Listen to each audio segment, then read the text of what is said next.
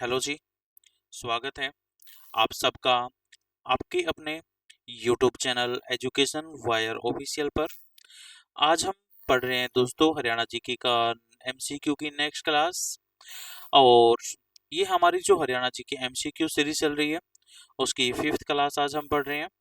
और ये हमारी हरियाणा जीके की हिस्ट्री ऑफ हरियाणा हरियाणा के इतिहास के सेकंड क्लास है, यानी पार्ट 2 आज हम पढ़ेंगे दोस्तों हिस्ट्री का। हरियाणा की जो हिस्ट्री है उसका पार्ट 2 हम पढ़ने वाले हैं। एक पार्ट हम पढ़ चुके हैं। दो पार्ट के अंदर दोस्तों फर्स्ट एंड सेकंड पार्ट के अंदर हम कंप्लीट हरियाणा की हिस्ट्री को कवर कर रहे हैं। जितने भी इम्पोर्टेंट क्वेश्चन बनते हैं जितने भी, वो सारे के सारे हिस्ट्री के इन दो क्लास में कवर हो जाएंगे। इनसे अलग आपको कुछ भी पढ़ने की जरूरत नहीं है हिस्ट्री के अंदर, ठीक है ना। तो अगर आप चैनल के ऊपर नए हैं तो दोस्तों education wire official YouTube channel जो है इसको आपको सब्सक्राइब जरूर करना है और क्लास को लाइक जरूर करना है, ठीक है। तो सबसे पहले हमारा क्वेश्चन है यहाँ पर कि मिहिर भोज के शासनकाल में कौन सा स्थान उत्तरी भारत का व्यापारी केंद्र था। तो राइट आंसर क्या है दोस्तों इसका? कन्नौज। राइट आंसर क्या है इसका? कन्नौज।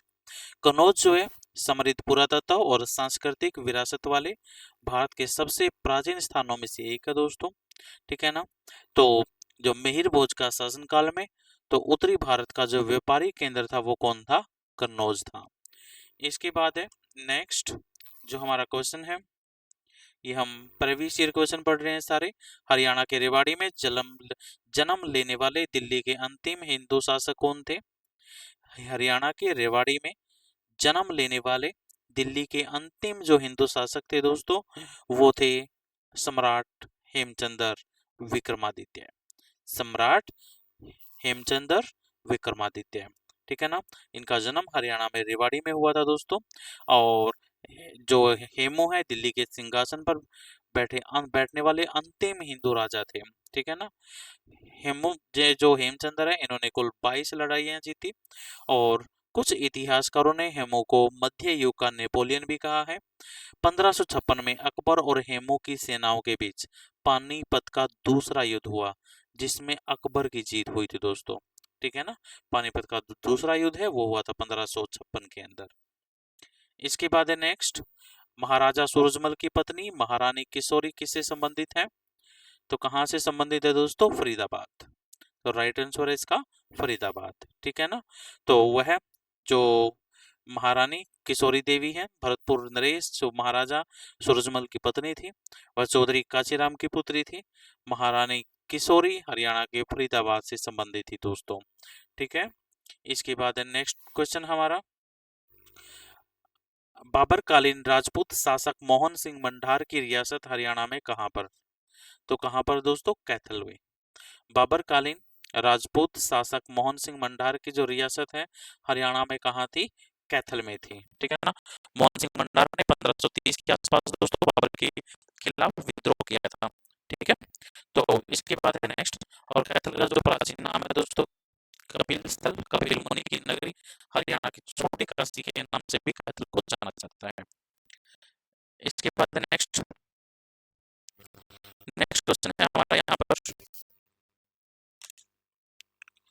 बाबर का सिंह रमेश चौहान से आप तो किया तो क्या हो रहा है में की मानते हैं वही सब से हरियाणा देश पर आकर तो किया तो राजा ने सामने जो राजवंशी राजा थे इन आवेदन आपकी मनोज विचार उसको राज है तो दोबारा उसको सिंह कहां से करवाया गया, ठीक है। तो इस राइट है सिंह ये नेक्स्ट हमारा ये बात नेक्स्ट भारत जो है किस लड़ाई है लड़ी रही है पानीपत का जो तीसरा युद्ध हुआ दोस्तों, तो इसके अंदर पानीपत तीसरा युद्ध है जो बड़ी लड़ाई को मराठा और मुगल से हुआ था, ठीक है ना। इसमें मुगल की जीत हुई थी, पानीपत की लड़ाई में हुई मराठा साम्राज्य और सेना के बीच। तो इसमें जो जीत थी उन्हें तो भाव है ना, क्योंकि सेना प्लस सेना तीसरा लड़ाई और इसमें हार हुई, ठीक है ना। तो इसके बाद नेक्स्ट ये है कि रावड़ी लड़ाई में किसके हुई थी? तो लड़ाई 1191 में हुई थी दोस्तों, और किसके बीच में? पृथ्वीराज चौहान में और मोहम्मद के बीच। रावड़ी का जो पहला युद्ध है 1191 में मगध पृथ्वीराज के बीच हुआ जिसमें पृथ्वीराज चौहान की जीत हुई थी और मगध हार गया था। तो कौन जीता था इसमें? पृथ्वीराज चौहान जीता था। तो राइट आंसर है इसका पृथ्वीराज चौहान। इसका राइट आंसर है पृथ्वीराज चौहान। तो इसके बाद है नेक्स्ट, मोहम्मद गौरी ने पृथ्वीराज चौहान को किस स्थान पर हराया?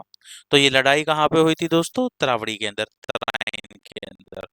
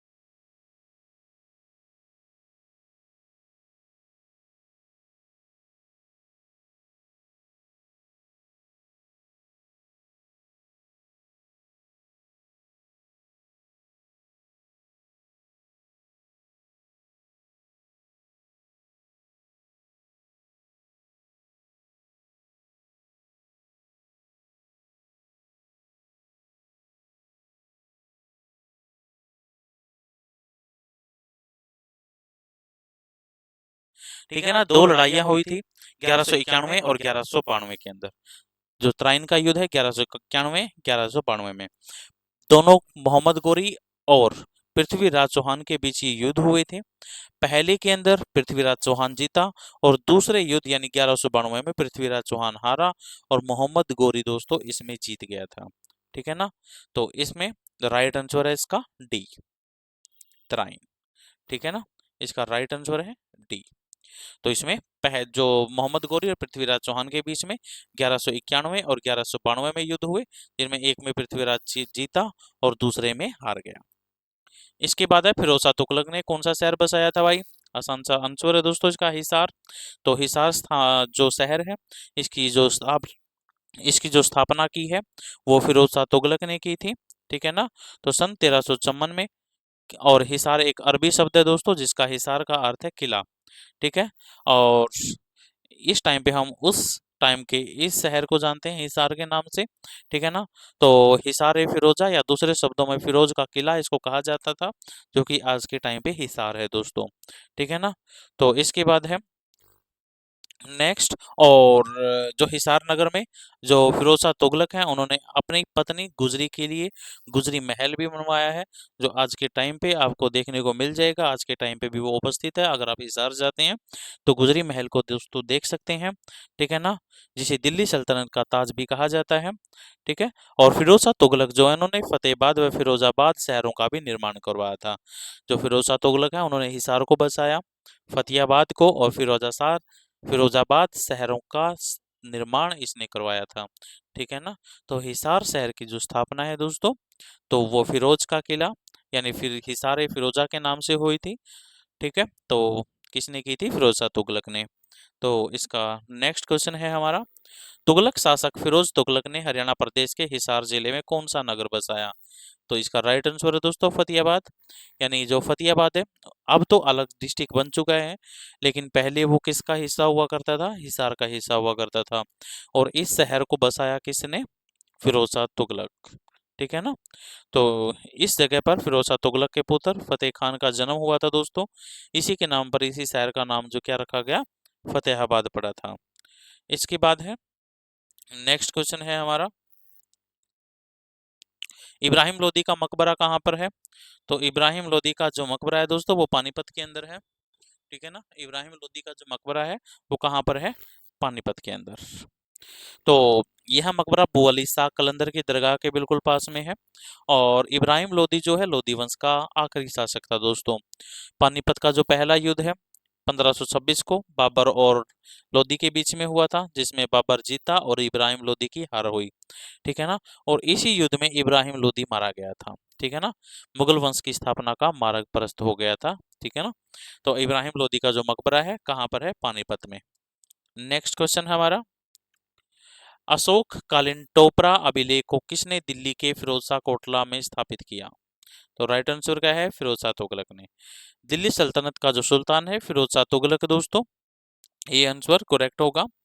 ठीक है ना। हरियाणा के यमुनानगर में जो अशोक कालीन टोपरा स्तंभ लेख को दिल्ली के फिरोज शाह कोटला में लाकर स्थापित किया गया था। ठीक है। एक अन्य मेरठ स्तंभ लेख के भी उत्तरी दिल्ली में स्थापित किया गया।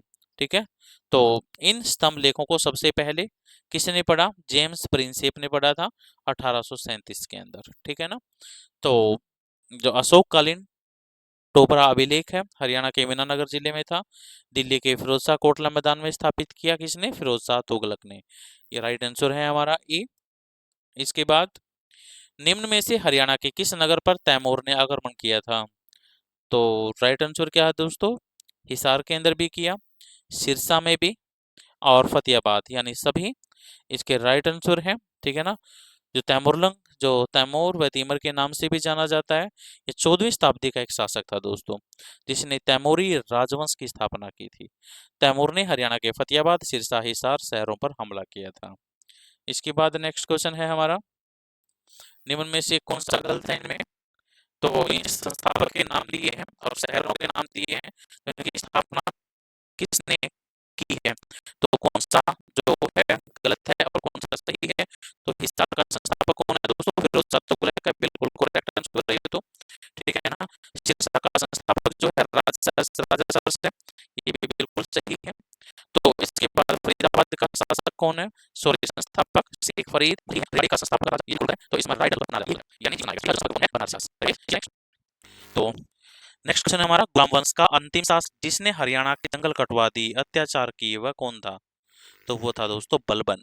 कौन था वो? बलबन। गुलाम वंश का अंतिम शासक बलबन था। इसका महत्वपूर्ण अभियान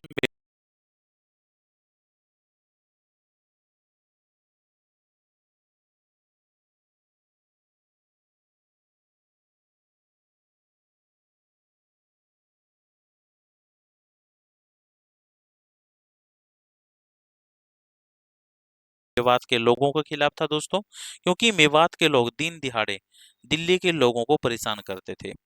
बलबन ने मेवात की जनजातियों को नष्ट कर दिया और उनके गांवों को उजाड़ दिया था। उनकी जमीनें छीनकर अफगानों को बसने के लिए दे दी। गुलाम वंश का अंतिम जो शासक था ना, वो था शमसुद्दीन कैमर्स। ठीक है ना? तो गुलाम वंश का जो अंतिम शासक था बलबन, उसने हरियाणा के जंगल कटवा दिए और अत्याचार किए, तो वो था बलबन। इसके बाद नेक्स्ट क्वेश्चन है हमारा, गुलाम वंश के सुल्तान बलबन ने हरियाणा के शक्तिशाली मेवों की शक्ति को नष्ट करने का प्रयास कब किया? तो कब किया दोस्तों? 1265 के अंदर। ठीक है ना? 1265 में गुलाम वंश के सुल्तान गयासुद्दीन बलबन ने कई नागरिक एवं सैन्य सुधार किए थे। बलबन ने 1265 ईस्वी में हरियाणा के शक्तिशाली मेवों को डराकर दिल्ली में शांति स्थापित की, क्योंकि मेवों की जनजातियां दिल्ली के लोगों को अक्सर लूटते थे, जिसका वर्णन इतिहासकार बर्नी ने भी किया है। ठीक है ना? तो बलबन ने मेवात क्षेत्र में बहुत सारा नुकसान पहुंचाया था। तो इसका बाद जो हमारा नेक्स्ट क्वेश्चन है, पानीपत की पहली लड़ाई में बाबर के विरुद्ध कौन था भाई? पानीपत की पहली लड़ाई में बाबर के विरुद्ध था दोस्तों इब्राहिम लोदी। आसान सा क्वेश्चन है। ठीक है ना? पानीपत का जो पहला युद्ध है वो 21 अप्रैल 1526 को पानीपत के पास में लड़ा गया। इस युद्ध में बाबर की सेना ने इब्राहिम लोदी की सेना को हराया। ठीक है ना? और इस जीत ने बाबर को भारत में मुगल साम्राज्य की नींव रखने में सक्षम बना दिया। ठीक है? नेक्स्ट क्वेश्चन है हमारा, अकबर के समय रेवाड़ी का शासक कौन था? अकबर के समय रेवाड़ी का शासक था दोस्तों हेमचंद्र, यानी राजा हेमू। ठीक है? तो हेमचंद्र इसका राइट आंसर है। और जो हेमचंद्र है दिल्ली का अंतिम हिंदू सम्राट था दोस्तों। ठीक है ना? इसी पानीपत के द्वितीय युद्ध 1556 को हार का सामना करना पड़ा था। ठीक है ना? और युद्ध के दौरान आंख में तीर लग जाने से इनकी मृत्यु भी हुई थी। इससे पहले हेमू 1553 से 1556 तक इस्लाम शाह के सेना नायक के रूप में 22 युद्ध जीते थे। ठीक है ना? तो नेक्स्ट क्वेश्चन है हमारा यहाँ पर, अकबर और हेमू के बीच प्रसिद्ध पानीपत की दूसरी लड़ाई कब हुई थी? तो आसान सा क्वेश्चन है दोस्तों, 1556 के अंदर। ये ऑप्शन करेक्ट होगा। ठीक है ना? अकबर और हेमू के बीच पानीपत का दूसरा युद्ध जो है वो 1556 में हुआ था। पहला हुआ था 1526 के अंदर। ठीक है ना? और तीसरा हुआ था 1761 के अंदर, अहमद शाह अब्दाली और मराठों के बीच में। पहला किस किस के बीच में हुआ? पहला युद्ध हुआ बाबर और इब्राहिम लोदी के बीच में। ठीक है ना? और दूसरा युद्ध जो अकबर की सेना और हेमचंद्र के बीच में हुआ। तीसरा युद्ध हुआ अहमद शाह अब्दाली और मराठों के बीच में। नेक्स्ट है, टोडरमल किससे जुड़े हुए थे दोस्तों? टोडरमल का जो संबंध है किसके साथ है? तो उसका संबंध है दोस्तों भू राजस्व सुधार के साथ। ठीक है ना? जो टोडरमल है वो भूमि राजस्व सुधार से जुड़े हुए थे। राजा टोडरमल अकबर के नवरत्नों में से एक थे। अकबर के समय में प्रारंभ भूमि पैमाइश का आयोजन टोडरमल के द्वारा ही किया जाता था। इसके बाद है नेक्स्ट, नारनौल के क्षेत्र में सतनामी सैनिकों से किस मुगल सम्राट की सेना से भयंकर युद्ध किया? तो राइट आंसर इसका होगा दोस्तों औरंगजेब। नारनौल के क्षेत्र में सतनामी सैनिकों ने मुगल सम्राट औरंगजेब की सेना से भयंकर युद्ध लड़ा। ठीक है ना? सतनामी संप्रदाय की स्थापना बिरभान नामक एक संत ने नारनौल में 1657 में की थी। सत्य एवं ईश्वर में विश्वास रखने के कारण वे अपने को सतनामी पुकारते थे। ठीक है ना? तो इसके बाद है नेक्स्ट क्वेश्चन हमारा, अकबर के समय रेवाड़ी का शासक कौन था दोस्तों? तो अकबर के समय जो रेवाड़ी का शासक था वो था राजा हेमू। नेक्स्ट क्वेश्चन है हमारा, प्रसिद्ध राजा हेमू जिसने हरियाणा में शासन किया, वो पहले क्या था एक इनमें से? तो वो था दोस्तों व्यापारी। हेमू क्या था? एक रेवाड़ी का एक जो है ना नमक व्यापारी था। हेमू अपनी योग्यता के बल पर शेरशाह सूरी की सेना में शामिल हुआ था। यानी क्या था हेमचंद्र? वो एक व्यापारी था दोस्तों। इसके बाद मराठों और अहमद शाह अब्दाली के बीच हरियाणा में कौन सा युद्ध हुआ? तीसरा युद्ध हुआ दोस्तों, पानीपत का तीसरा युद्ध। पानीपत का तीसरा युद्ध हुआ था 1761 के अंदर। ठीक है। इसके बाद नेक्स्ट क्वेश्चन हमारा, सूफी संत बू अली शाह कलंदर का जन्म कहाँ हुआ? तो इनका जन्म हुआ दोस्तों पानीपत में। इनका जन्म हुआ पानीपत के अंदर। ठीक है जी। तो इन पानीपत में इनकी दरगाह भी है और इनके पिता का नाम था शेख फखरुद्दीन। ठीक है। तो वो अब एक महान संत हुए और विद्वान भी हुए हैं। इसके बाद है नेक्स्ट, कौन सी जगह संत सूरदास के जन्म स्थान के रूप में है? तो संत सूरदास का जो जन्म है वो कहाँ पे हुआ दोस्तों? फरीदाबाद में के सीही में। फरीदाबाद के सीही में। फरीदाबाद के सीही नामक एक गांव के अंदर ब्राह्मण परिवार में इनका जन्म हुआ। तो एक मान्यता के अनुसार इनका जन्म मथुरा आगरा मार्ग पर स्थित और रुनकता नामक गांव में हुआ था। ठीक है जी। इनकी प्रमुख रचनाएं हैं सूरसागर, साहित्य लहरी, नल दमयंती, सुरसा रावली। ठीक है ना, ये इनकी रचनाएं हैं। तो सिही गांव के अंदर इनका जन्म हुआ था। इसके बाद है नेक्स्ट, कौन सी लड़ाई नादिर शाह और मोहम्मद शाह के बीच में हुई? तो कौन सी लड़ाई हुई थी दोस्तों? तो करनाल की लड़ाई हुई थी। जो करनाल की लड़ाई है तो नादिर शाह और मोहम्मद शाह के बीच में हुई थी। जो करनाल की लड़ाई है वो नादिर शाह और मोहम्मद शाह के बीच में हुई थी। ठीक है ना। नादिर शाह ने 1739 में भारत पर आक्रमण किया और करनाल युद्ध में मुगल सेना को पराजित किया। ठीक है ना। तो जो नादिर शाह है अपने साथ धन के साथ साथ दोस्तों कोहिनूर और मयूर सिंहासन भी ले गया था। ठीक है जी। तो इसके बाद है नेक्स्ट, करनाल का युद्ध 1739 में नादिर शाह और मोहम्मद शाह के बीच में। इसके बाद 1756-57 के दौरान हरियाणा राज्य किसके नियंत्रण में था? तो किसके नियंत्रण में था दोस्तों? ये राइट आंसर है हमारा, मराठों के नियंत्रण में था। तो किसके नियंत्रण में था? मराठों के नियंत्रण में था। ठीक है। 1756-57 में मराठों ने हरियाणा पर अधिकार कर लिया था। ठीक है जी। नेक्स्ट है, पानीपत की तीसरी जो लड़ाई है से संबंधित स्थल कौन सा है? तो वह दोस्तों काला आम। काला आम जो है ना एक प्रसिद्ध स्थान है। यहाँ पानीपत की तीसरी लड़ाई लड़ी गई। तो और ये पानीपत से 8 किलोमीटर दूर है और 1761 में ये लड़ाई लड़ी गई मराठा सेना और अहमद शाह अब्दाली के बीच में। ठीक है जी। जिसमें मराठे बुरी तरह हार गए, अफगान सेना की जीत हुई, अहमद शाह अब्दाली इसमें जीत गया। नेक्स्ट है, कुरुक्षेत्र के स्थानेश्वर मंदिर का निर्माण किसके द्वारा करवाया गया था? तो इसका निर्माण करवाया गया था दोस्तों मराठा सदाशिव राव के द्वारा। जो स्थानेश्वर मंदिर है कुरुक्षेत्र के अंदर वो सदाशिव राव ने उसका निर्माण करवाया था। ठीक है जी। और यह मंदिर जो है भगवान शिव को समर्पित है। मंदिर के सामने एक छोटा सा कुंड भी है। इसके बाद है नेक्स्ट है जी, मराठों और अहमद शाह अब्दाली के बीच में हरियाणा में कौन सा युद्ध लड़ा गया? तो तीसरा युद्ध लड़ा गया भाई। राइट आंसर है हमारा, पानीपत का तीसरी लड़ाई लड़ी गई। नेक्स्ट क्वेश्चन है, किस मुगल शासक के शासनकाल में हरियाणा पर अंग्रेजों का नियंत्रण स्थापित हुआ था? तो राइट आंसर है दोस्तों शाह आलम। शाह आलम। जो मुगल शासक शाह आलम के शासनकाल में हरियाणा पर अंग्रेजों का नियंत्रण हुआ। इसी के शासनकाल में 1803 में अंग्रेजों ने दिल्ली पर अधिकार कर लिया था। ठीक है जी। इसके बाद है नेक्स्ट, कौन सा युद्ध निर्णायक था और इसने उत्तरी भारत में मुस्लिम प्रभुत्व की नींव रखी? तो कौन सा दोस्तों? त्राइन का युद्ध। जो त्राइन का दूसरा युद्ध है उत्तरी भारत में मुस्लिम प्रभुत्व की नींव रखने वाला निर्णायक युद्ध है। इस युद्ध में मोहम्मद गोरी ने पृथ्वीराज चौहान को हराया था। त्राइन का युद्ध दोस्तों 1192 में। दो युद्ध हुए 1191 1192। पहले में चौहान जीता, दूसरे में हार गया, गोरी जीत गया। इसके बाद नेक्स्ट, हरियाणा सरकार द्वारा किसके समीप स्थित काला अम्ब स्थान को युद्ध नायक स्मारक के रूप में विकसित किया जा रहा है? तो दोस्तों राइट आंसर है पानीपत। पानीपत के समीप है काला आम वृक्ष, काला आम, जिसको युद्ध नायक स्मारक के रूप में हरियाणा सरकार विकसित करने जा रही है। ठीक है जी। नेक्स्ट है, और जो है ना का ऐसा माना जाता है कि इस प्रसिद्ध स्थान पर पानीपत के तीसरे युद्ध में मराठा सेनापति सदाशिव राव भाऊ अहमद शाह अब्दाली जब वो युद्ध हुआ तो उस टाइम पे वो शहीद हुए थे, जिसके कारण उनके बहे हुए खून से इस आम का पेड़ काला हो गया था, ऐसा वहां का मानना है।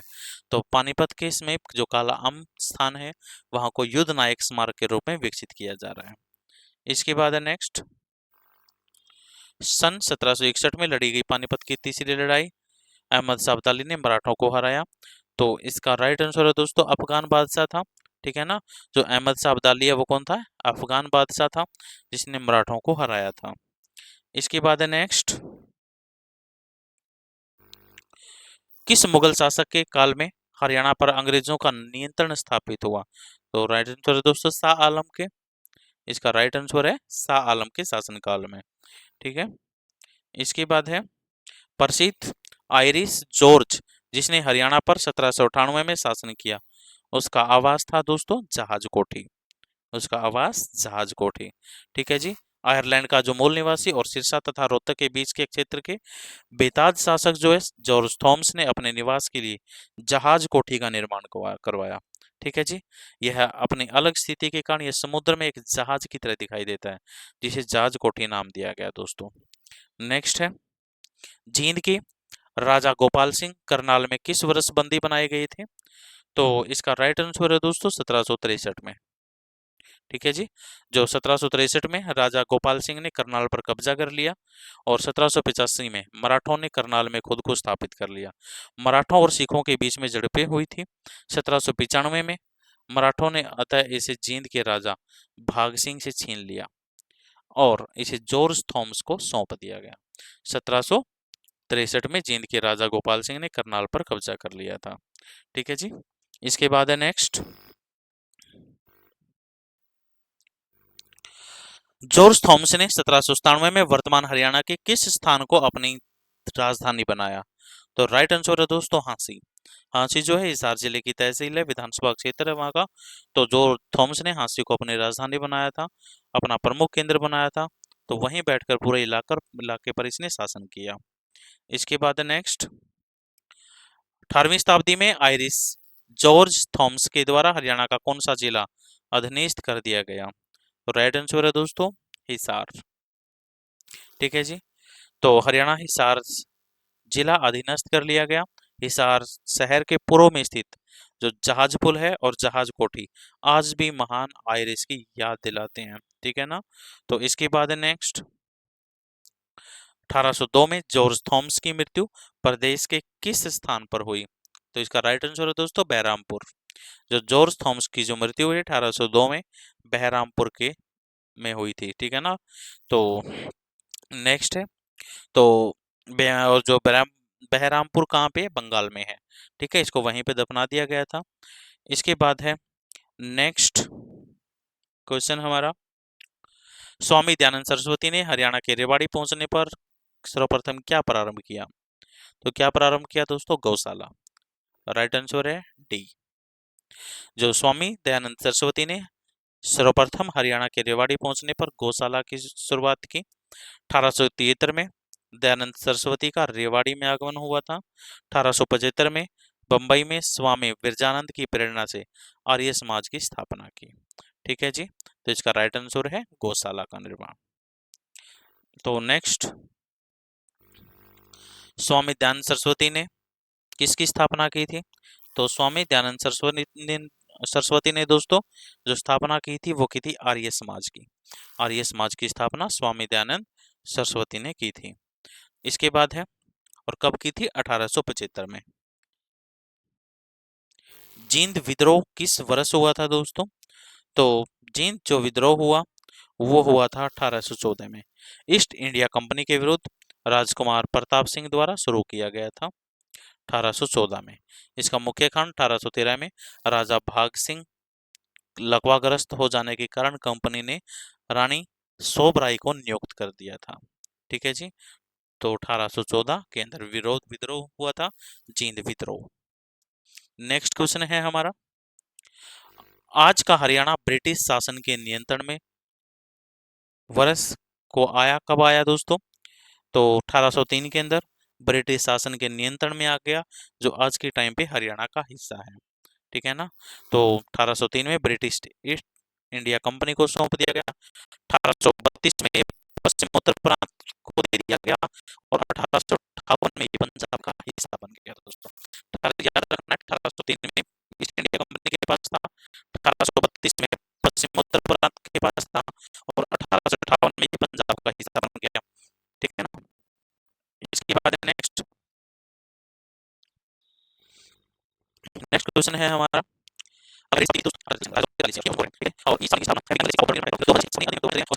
है ना? तो अंबाला में ब्रिटिश छावनी की स्थापना जो है 1843 के अंदर हुई थी। नेक्स्ट क्वेश्चन है हमारा, सन 1809-10 के दौरान समस्त हरियाणा किसके अधिकार में था? 1809 और 1810 के दौरान पूरा का पूरा हरियाणा दोस्तों अंग्रेजों के अधिकार क्षेत्र में था।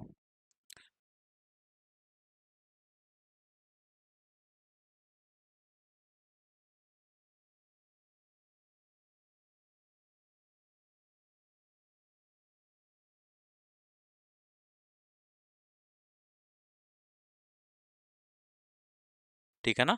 अंग्रेजों के अधिकार क्षेत्र में था। इसके बाद है नेक्स्ट नेक्स्ट क्वेश्चन है हमारा,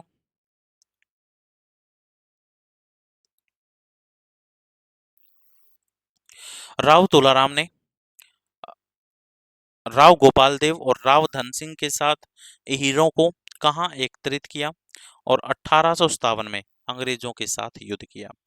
तो राव तुलाराम ने राव गोपाल देव और राव धन सिंह के साथ हीरों को नसीबपुर किले में इकट्ठा किया दोस्तों, नसीबपुर किले के अंदर। ठीक है ना जी? तो 1857 को अंग्रेजों के साथ युद्ध किया, जिसमें लगभग दोस्तों राव तुलाराम के 5000 से अधिक सिपाही शहीद हो गए थे। ठीक है जी? नेक्स्ट क्वेश्चन है हमारा, 1857 की क्रांति में हरियाणा के वीरों के पराजय का कारण क्या था? तो ये सभी कारण इसके बने दोस्तों, शस्त्रों का पर्याप्त मात्रा में न मिलना, अन्य रियासतों से सहयोग का न मिल पाना और नेतृत्व का न मिलना, नेतृत्व का अभाव था। ये सारे के सारे कारण बने हार का। इसके बाद नेक्स्ट 1857 की क्रांति में हरियाणा के किस जिले का योगदान रहा? तो गुड़गांव, रोहतक और हिसार, तीनों दोस्तों, तीनों जिलों का जो योगदान रहा है। इस क्रांति में जींद, नाभा और पटियाला रियासत ने क्रांतिकारियों का साथ न देकर अंग्रेजों का साथ दिया था। ठीक है ना जी? इसके बाद है नेक्स्ट, हरियाणा में 1857 की क्रांति का बीज कहाँ से शुरू हुआ था? तो राइट आंसर दोस्तों अंबाला छावनी से। ठीक है ना? 10 मई 1857 को अंबाला छावनी से शुरुआत हुई। ठीक है? बिसारत अली और सबर खान का हरियाणा में 1857 की क्रांति के दौरान विशेष योगदान था दोस्तों। ठीक है जी? और इस दौरान वहां सरकारी कार्यालयों को जलाने के साथ ही जेल से कैदियों को मुक्त करने का कार्य भी किया गया। नेक्स्ट है, हिसार में 1857 के विद्रोह का नेतृत्व किसने किया? तो 1857 के विद्रोह का नेतृत्व किया था दोस्तों मोहम्मद आजम ने। किसने? मोहम्मद आजम ने। इसके बाद है नेक्स्ट, 1857 की स्वाधीनता संग्राम में राव तुलसीराम ने किस क्षेत्र में अंग्रेजों का मुकाबला किया? तो किस क्षेत्र में किया दोस्तों? नारनौल, जो रेवाड़ी का हिस्सा है। ठीक है जी? नेक्स्ट है, 1857 के स्वतंत्रता संग्राम में बल्लभगढ़ के किस राजा ने बलिदान दिया? तो किस राजा ने दोस्तों? नाहर सिंह ने। बड़ा इंपॉर्टेंट क्वेश्चन है, पूछा गया बार बार। ठीक है जी? तो नाहर सिंह ने बलिदान दिया था 1857 के स्वतंत्रता संग्राम में। बल्लभगढ़ के ये राजा थे। 1857 में इनका जन्म हुआ। ठीक है जी? और 1858 के अंदर इनको अंग्रेजों ने फांसी के ऊपर चढ़ा दिया। ठीक है? इसके बाद है नेक्स्ट, 1857 में फर्रुखनगर के किस नवाब ने अंग्रेजों से टक्कर ली थी? तो राइट आंसर है दोस्तों, जो फर्रुखनगर है ना, उसके नवाब थे अहमद अली खां। फर्रुखनगर के नवाब अहमद अली खान ने टक्कर ली थी दोस्तों 1857 की लड़ाई के दौरान? इनमें से कोई सा भी आंसर सही नहीं है। इसका राइट आंसर होगा नवाब अहमद अली खान। ठीक है जी। इसके बाद नेक्स्ट, रोहतक में 1857 की क्रांति में किसने महत्वपूर्ण भूमिका निभाई? तो राइट आंसर है दोस्तों रांगड़ों ने। राइट आंसर है हमारा रांगड़ों ने। तो रांगड़ों, रोहतक के रांगड़ों ने खरखोदा के किसान नेता बिसारत अली और बाबर खान के नेतृत्व में विद्रोह किया और अपने इलाके से ब्रिटिश शासन के सभी प्रतीकों को, निशानों को समाप्त कर दिया। दिल्ली के उन्हें दिल्ली के तफजल हुसैन से मदद मिली थी दोस्तों। नेक्स्ट है भाई, नसीबपुर किस रूप में जाना जाता है?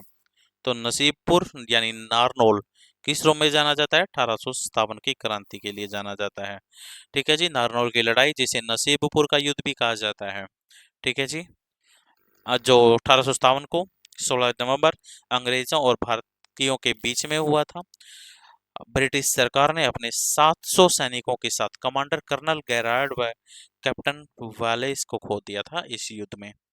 इसके बाद है नेक्स्ट, हरियाणा का कौन वीर सेनानी मेरठ क्रांति के समय मेरठ का नायब कोतवाल था?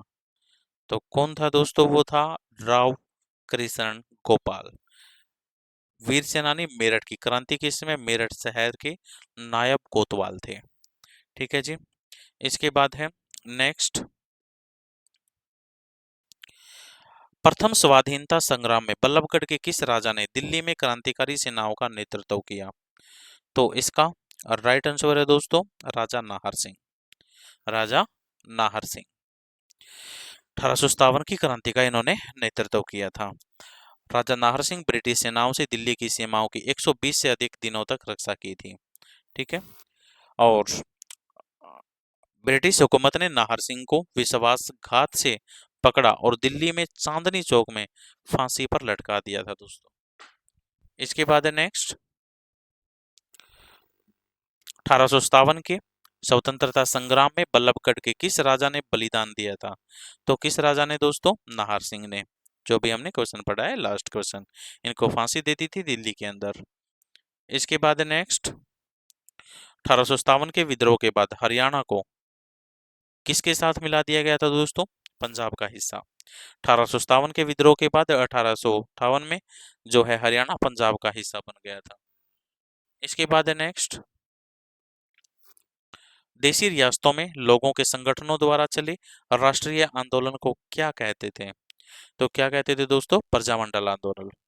प्रजामंडल आंदोलन 1920 के दशक में जब देश के अलग अलग हिस्सों में राष्ट्रवादी आंदोलन उभर रहे थे, तब रियासतों आदि में लोगों ने संगठन बनाकर आंदोलन शुरू किया और इस प्रकार के आंदोलनों को प्रजामंडल आंदोलन कहा गया। इसके बाद नेक्स्ट, हरियाणा के पलवल जिले से अंग्रेजों ने गांधी जी को कब गिरफ्तार किया? 1919 में दोस्तों। ठीक है ना। पलवल रेलवे स्टेशन पर 10 अप्रैल 1919 को गिरफ्तार किया। ठीक है जी। और उनकी इस याद को चिरस्थायी रखते हुए नेताजी सुभाष चंद्र बोस ने 1938 को पलवल में गांधी सेवा आश्रम की नींव रखी थी। गांधी सेवा आश्रम में 1962 में गांधी प्रदर्शनी को स्थापित किया गया। ठीक है जी। तो 1919 अप्रैल में गांधी जी जो हैं पलवल में गिरफ्तार किए गए थे रोलेट एक्ट के खिलाफ पंजाब जाते हुए। ठीक है जी। अंग्रेजों ने इनको गिरफ्तार कर लिया था। इसके बाद है, भारत छोड़ो आंदोलन किस वायसराय के शासनकाल में प्रारंभ हुआ था? तो इसका राइट आंसर है दोस्तों हमारा लॉर्ड लिनलिथगो। Lord Linlithgow. ठीक है जी। इसके बाद है नेक्स्ट, 30 जुलाई 1919 को गांधी को हरियाणा के किस जिले में गिरफ्तार किया गया?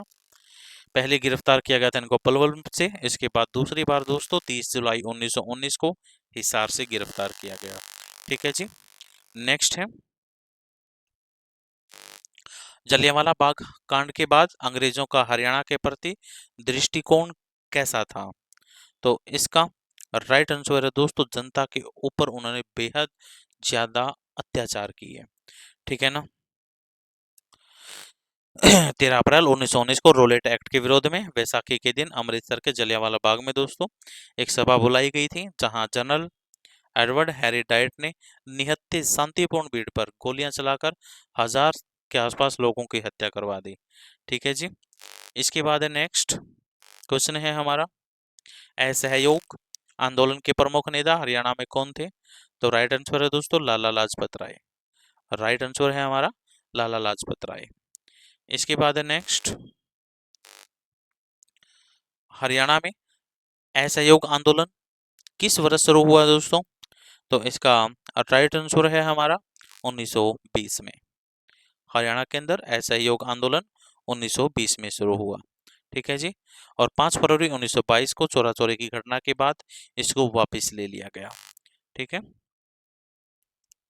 इसके बाद है नेक्स्ट, 30 जनवरी 1970 को किस घटना को लेकर उग्र प्रदर्शन हुए? तो चंडीगढ़ को पंजाब को देने की घोषणा के कारण दोस्तों, 1970 को भारत सरकार ने चंडीगढ़ को पंजाब को देने की घोषणा की थी, जिसके विरोध में 1970 को हरियाणा में उग्र प्रदर्शन हुआ। 1 नवंबर 1966 के पूर्व चंडीगढ़ पंजाब राज्य की राजधानी थी। 1 नवंबर 1966 को पंजाब से अलग कर हरियाणा को राज्य बनाया गया और तब दोनों की राजधानी संयुक्त बनाई गई चंडीगढ़। ठीक है जी। और ये केंद्र शासित प्रदेश भी है। तो राइट आंसर है दोस्तों, चंडीगढ़ को पंजाब को देने की घोषणा के कारण 30 जनवरी 1970 को उग्र प्रदर्शन हुए थे हरियाणा में। नेक्स्ट है, रोलेट एक्ट का विरोध 1919 में सबसे पहले कहां पे हुआ? तो रोलेट एक्ट का जो विरोध है सबसे पहले कहां पे हुआ था दोस्तों? अंबाला शहर में। ठीक है जी। कहां पर? अंबाला शहर में। ठीक है। गांधी जी द्वारा पलवल में 10 अप्रैल 1919 को विरोध प्रदर्शन के कारण गिरफ्तार कर लिया गया। रोलेट एक्ट को काला कानून भी कहा जाता है। इसके बाद है नेक्स्ट, खिलाफत आंदोलन का हरियाणा में विरोध कैसे हुआ? तो दोस्तों स्कूलों में पढ़ना छोड़कर, सरकारी पदक लौटाकर, खिलाफत कमेटी बनाकर, ये सारे के सारे जो ऑप्शन है सही है। भारत सहित विश्व भर के मुसलमान तुर्की के सुल्तान को अपना आध्यात्मिक नेता मानते थे। ठीक है। प्रथम विश्व युद्ध के दौरान तुर्की ने अंग्रेजों के खिलाफ जर्मनी और ऑस्ट्रेलिया के साथ गठबंधन किया दोस्तों। हालांकि पहला विश्व युद्ध के बाद तुर्क साम्राज्य विभाजित हो गया और तुर्की को अलग कर दिया गया। खलीफा का जो, ठीक है ना, अलग किया गया। इसके बाद है खलीफा का अपमान माना गया। अली बंधु शौकत अली और मोहम्मद अली ने ब्रिटिश सरकार के खिलाफ एक झंडे के नीचे एक पंजाब खिलाफत की प्रतिनियुक्ति की। ठीक है ना। तो राइट आंसर है, ये सारे के सारे स्कूलों में पढ़ना छोड़ दिया, सरकार के पदक लौटा दिए और खिलाफत कमेटी बनाई गई। ठीक है ना। खिलाफत आंदोलन का ये हरियाणा में विरोध हुआ था इस तरीके से। इसके बाद है नेक्स्ट,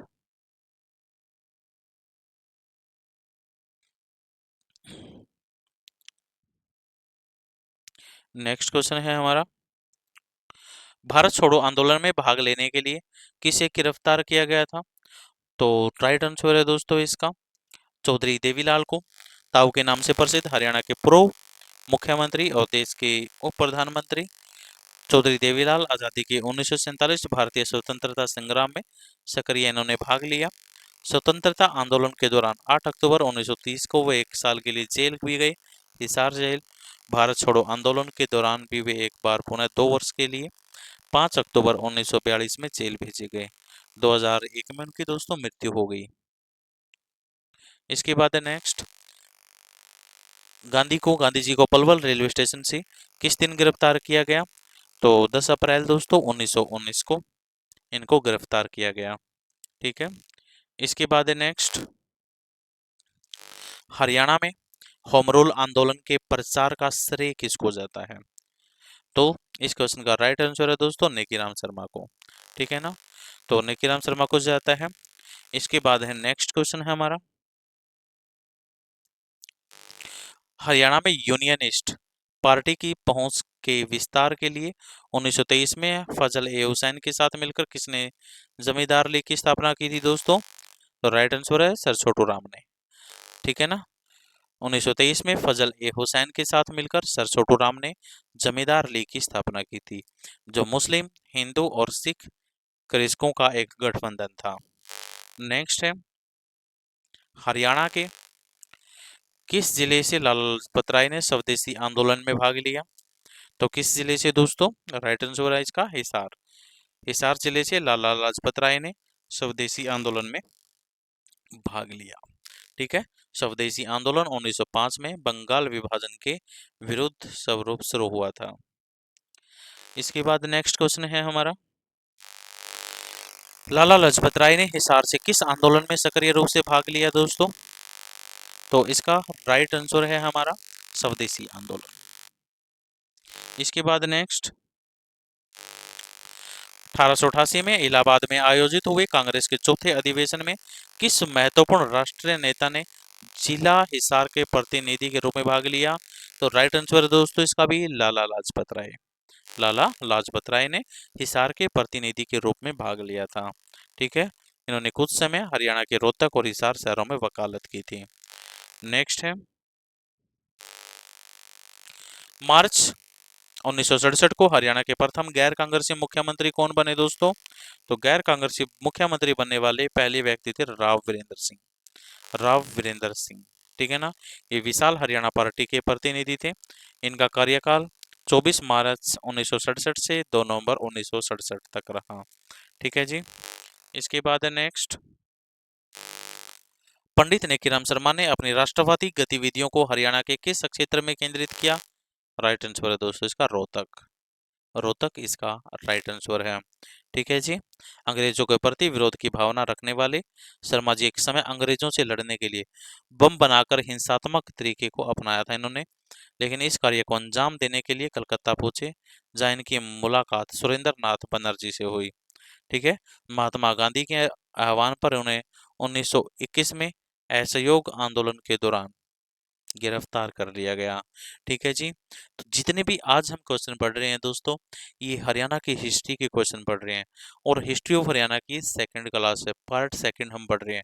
जितने भी हरियाणा की हिस्ट्री के क्वेश्चन बनते हैं वो हम पार्ट 1 और पार्ट 2 में कंप्लीट पढ़ेंगे। ठीक है ना। इससे बाहर आपको हरियाणा की हिस्ट्री पढ़ने की जरूरत ही नहीं है, क्योंकि आपके सारे के सारे हिस्ट्री के क्वेश्चन यहाँ से कवर होंगे। ठीक है ना। आज की क्लास हम यहीं पर समाप्त करते हैं दोस्तों। जितने भी यहाँ पे हमारे क्वेश्चन बने हैं वो सारे के सारे हिस्ट्री ऑफ हरियाणा की कंप्लीट हैं आज इन 2 क्लास में, पार्ट 1 एंड पार्ट 2। अभी के लिए दोस्तों इतना ही, मिलते हैं छोटे से ब्रेक के बाद, यानी जब भी हमारी नेक्स्ट क्लास होगी। तो थैंक यू, बाय बाय।